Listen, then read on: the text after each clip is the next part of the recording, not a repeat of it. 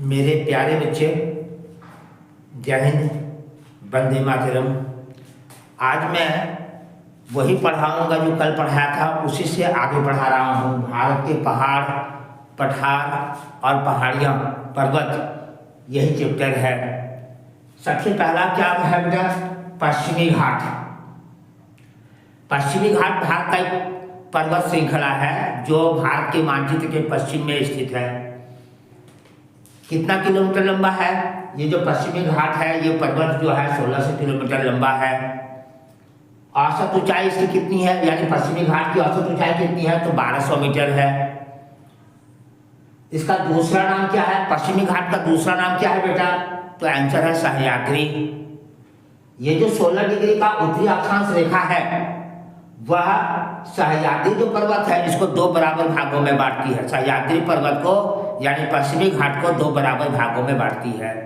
अर्थात पश्चिमी घाट को या सह्याद्री पर्वत को दो बराबर भागों में कौन सी अक्षांश रेखा बांटती है?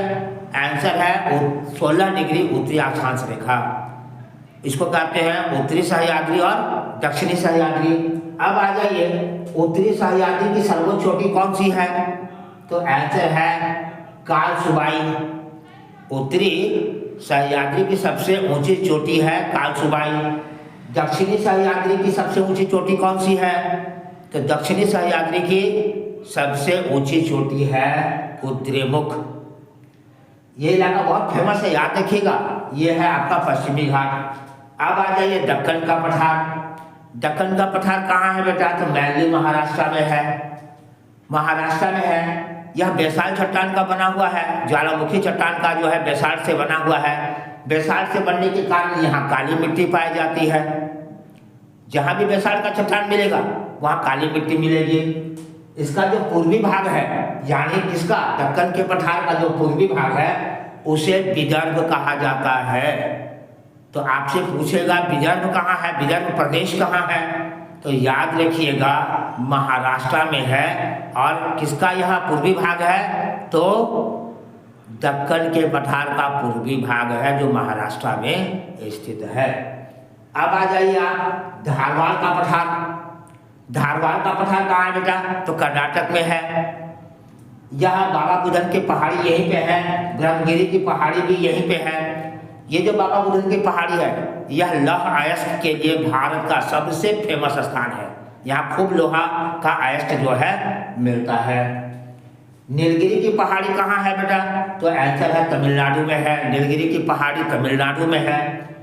यह ब्लॉक पर्वत का उदाहरण है। नीलगिरी पहाड़ी किसका उदाहरण है? तो ब्लॉक पर्वत का उदाहरण है।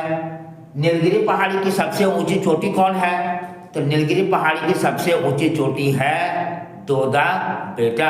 कुछ किताब में डोडा बेटा भी लिखता है, कुछ किताब में दोदा बेटा लिखता है। यह दक्षिण भारत की दूसरी सबसे ऊंची चोटी है दोदा बेटा। पहली ऊंची चोटी कौन है? तो अन्नामलाई पर्वत पर स्थित अनायमुड़ी है। अनायमुड़ी दक्षिण भारत की पहली सबसे ऊंची चोटी है। दूसरे नंबर पे आता है डोडा बेटा, जो कि दूसरी सबसे ऊंची चोटी है। इसकी ऊंचाई कितनी है बेटा? 2637 मीटर। 2637 मीटर डोडा बेटा की ऊंचाई है।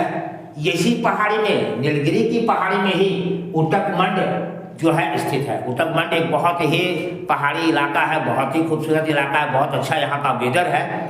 ये जो स्थान है उटकमंड, वो नीलगिरी की पहाड़ी में ही स्थित है। जय हिंद बेटा। कल इससे थोड़ा सा आगे और बताऊंगा, ये चैप्टर खत्म हो जाएगा। उसके बाद मैं कुछ एग्जाम में आने लायक कैप्शन टाइप का जो है आपको जानकारी प्रदान करूंगा।